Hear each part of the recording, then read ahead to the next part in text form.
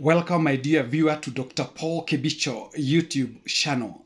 This time loud, I'm very particular. I want us to discuss something to do with what we call integrity.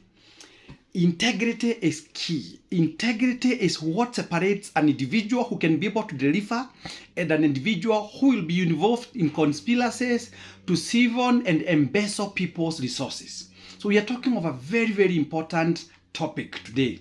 And as I've told you, we are talking matters to do with integrity. So what is integrity?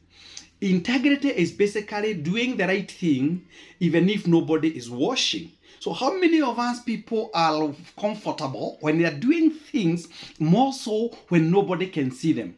Most of us people, majority of people, even in the offices, we have had so many scandals, and those people doing those scandals, they are Christians, they are born again, they are people who profess a certain belief and creed. So today I'm discussing about integrity.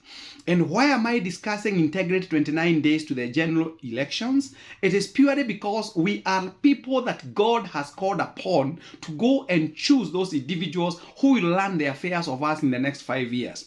We therefore require men and women of integrity. Now, people who have a strong sense of integrity are sadly a rare breed, meaning they are not easily found. I'm telling you, it is very hard, increasingly difficult, just like the shutting of a warthog of its mouth, to find men and women of integrity. Why do we have so many cases in Kenya today? Why are we hearing so many stories pertaining to men and women who have done very crazy things? It is purely because integrity is missing. The Bible is telling us in the book of Proverbs 20 verses 7 that the righteous walks in his integrity. The righteous walks in his integrity, and blessed are his children after him. So it is very imperative, it is very important that we practice integrity. In the book of Psalms 25 verses 21, the Bible is telling us that may integrity, uprightness preserve me, for I wait for you. Once we realize that whatever it is that we hold so dearly, some of us people, we have stolen money by large chunks of land. Others have stolen money from public coffers to drive the most expensive cars, to live in the most affluent suburbs. All that is vanity of vanities. We are being told that if you walk with integrity, then God will bless the work of your hands. Integrity is key. And we have been given a case of Job. Job in the Bible is described as a man without blameless. This man who lived in Uzi, he was a man without blameless. He was a blameless character and upright, and who feared God and who turned away from evil. Job was a good and faithful man. And because of him being faithful before God, God made him strong, wealthy, and had a thriving family. So those people who do well, God will make them strong, God will make them wealthy, and their families will succeed. So the question is, are you a person or a man of integrity? If you look at Shadrach, Meshach, and Abednego, probably the most well-known of these people in the Bible, they were taken through a very fiery furnace. But this is right one of those common stories told to us Sunday school children. But some of us people, we have never taken it seriously. It's a shame that most of us people, we are a men of radical faith, but we are not men of integrity. We need to be men. Shadrach, Meshach, and Abednego, they refused to worship the idol God. They refused to worship Nebuchadnezzar, but God stood with them. So those people who practice integrity, God stands with them. We need to be men and women of integrity. Same case with Joseph, husband to Mary. When Mary became pregnant under very unfamiliar circumstances, this servant of God had 3 options. Joseph had 3 options. He had the option of divorcing Mary. He had the option of even killing Mary, as was in the book of Leviticus chapter 20 verses 10. It was the practice of what we call the Rephites to kill anybody who was actually involved in what we call adultery. But then this servant of God called Joseph, he said, let me be with Mary anyway, and people to cast aspersions to me, but I know the God that I serve. So you must be a person of integrity. Let us first of all look at what has been talked about in the Old Testament pertaining to the word integrity. In the Old Testament, the word integrity means condition, the condition of being without blemish, completeness, perfection, sincerity, soundness, uprightness, wholeness, Imagine. And also in the New Testament, honesty and adherence to a pattern of good works is what honesty is described to be. Are you a person of honesty? So Jesus is the perfect example of a man of integrity.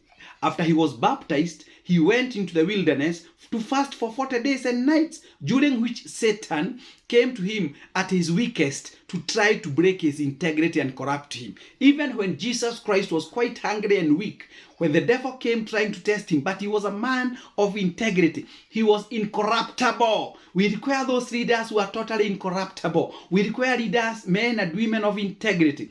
Jesus was holy man and holy God at the same time. And he was tempted in every way. We are in every way we human beings. Yet he never sinned. In the book of Hebrews chapter 4 verses 15. That is the definition of integrity. Jesus is the only one who was ever without blemish, perfect, completely truthful, and always showing a pattern of good works. These are the kind of leaders that we require. In the book of Philippians chapter 2 verses 12 and 13, it is God's power that we become increasingly people of integrity. We are called to obey God, and in so doing, to be people of uncompromised morality and integrity. Christians should be those who adhere to the truth and do good works. So that is what integrity is all about, doing the right thing. Living with integrity in a world where the corrupt seem favored, not to mention our battle with our own sinful nature, is challenging. 1 Peter chapter 3 verses 13 to 18, it gives this encouragement. Who is going to harm you if you are eager to do good? Nobody will be eager to harm you if you are doing what is good. But even if you should suffer for what is right, you are blessed of the Lord. Do not fear their threats. Do not be frightened. But in your hearts revere Christ as Lord. Always be prepared to give an answer to everyone who asks you to give the reason for the hope that you have. Once you know, God will be doing the right things. And that is, so let us look at what we call the importance of integrity.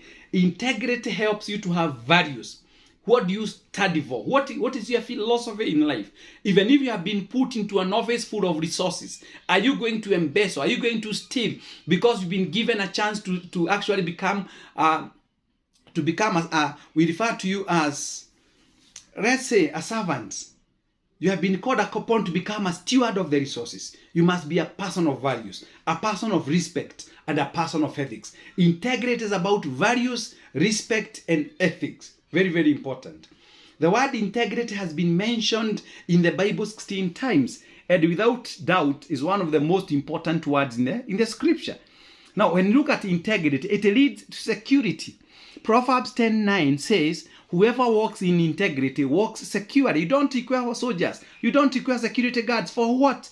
Because the Bible is telling us that whoever walks in integrity walks securely. But he who makes his crooked will be found out. So those people whom you see being guarded by 100 men is because they are not men and women of integrity. In the book of Philippians chapter 4 verses 8, finally, brothers, whatever is true, whatever is honorable, whatever is just, whatever is pure, whatever is lovely, whatever is commendable, if there is any excellence, if there is anything worth of praise, think about these things. We must be men of honor.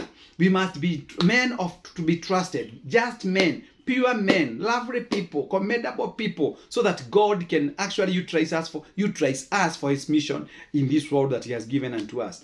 Let's look at a few things. Benefits of integrity in life and leadership. Number one, it protects us. Once you become a man or a woman of integrity, may integrity and uprightness protect me because my hope is in you. In the book of Psalms 25 verses 21. So God is going to protect you. Number two, integrity provides confidence. The man of integrity walks securely as has been properly mentioned in the book of Proverbs chapter 10 verses 9. It makes us better decision makers. In the book of Proverbs chapter 11 verses 3, once you become a person of integrity, you'll be making the right decisions in life. It reflects well on the Lord. I know, my God, that you test the heart and we are priest with integrity. In the book of 1 Chronicles chapter 9 1 Chronicles 29 verses 17. I know, my God, that you test the heart and are priest with integrity. That's what you're talking about. It sets you apart from others. Like now in our parliament, in our bicameral in both National Assembly and Senate, we have had some men whose names have been mentioned over and over again on corruption matters, and they go casting aspersions on our government agencies, EACC, DCI. How come other men and women are not being mentioned in the same house, yet your name keeps on popping up? It's because you are not a man or a woman of integrity. Once you become a man of integrity, it creates trust in others. It helps you to have staying power. It extends your influence. Characteristics of people who have true value for integrity. Number one, they value other people's time. Number two, they give credit where it is due. Number three, they are authentic in nature. Number four, they are always honest. Number five, they never take advantage of others. Number six, they don't argue over disagreements. Number seven, they give most people the benefit of doubt. And they know when something is bothering someone. So they believe in others. They apologize first. They are humble. They do good when they can. And they are always kind to those who need it. Are you a man or a woman of integrity? I challenge you, become a man and a woman of integrity. And it is because of integrity that men and women have decided to give me the honors of managing, becoming their steward of their resources at Quest Pinnacle Investment Ventures Limited. You need to invest because of your tomorrow. You need to invest because of your children. You need to invest because of your old age. And the only sure way to invest money where you expect good returns is through coming to our company, which is called Quest Pinnacle Investment Ventures Limited. How do you become a member of Quest Pinnacle Investment Ventures Limited? You only require to send us your email address through our company email address, questpinnacleinvestment@gmail.com, questpinnacleinvestment@gmail.com, or paulkebicho@gmail.com, paulkebicho@gmail.com, or send me your email address through my cell phone number 0722 633 021, 0722 633 021. Why am I telling you to invest with Quest Pinnacle at Quest Pinnacle Investment Ventures Limited? Banks are giving you a return of 7%. That one you know per annum. Money market is giving you an average of 9% per annum. Treasury bills are giving you at 8.6% per annum. Why can't you give us, we are promising you, above all those other investment vehicles, 12, 13, 14% return on your money? You just require to send us your email address. I'll send you the application form. One share. We are selling our investment in terms of shares. One share is going at 16,000 shillings. The maximum number of shares you can buy are 625, meaning that you can only give us 10 million shillings, not beyond that. Individual people pay non-refundable registration fee of 5,000 shillings. Individual members pay a non-refundable registration fee of 5,000 shillings. That helps us to prepare for you the documents, the certificate. Once you become a member, we have the seal, we have the secretariat. Corporates, they pay 10,000 shillings. For more information, don't hesitate, talk to us. We are assuring you of better returns. Come to Quest Pinnacle, where integrity is our hallmark. May God bless you. Shalom, shalom, shalom.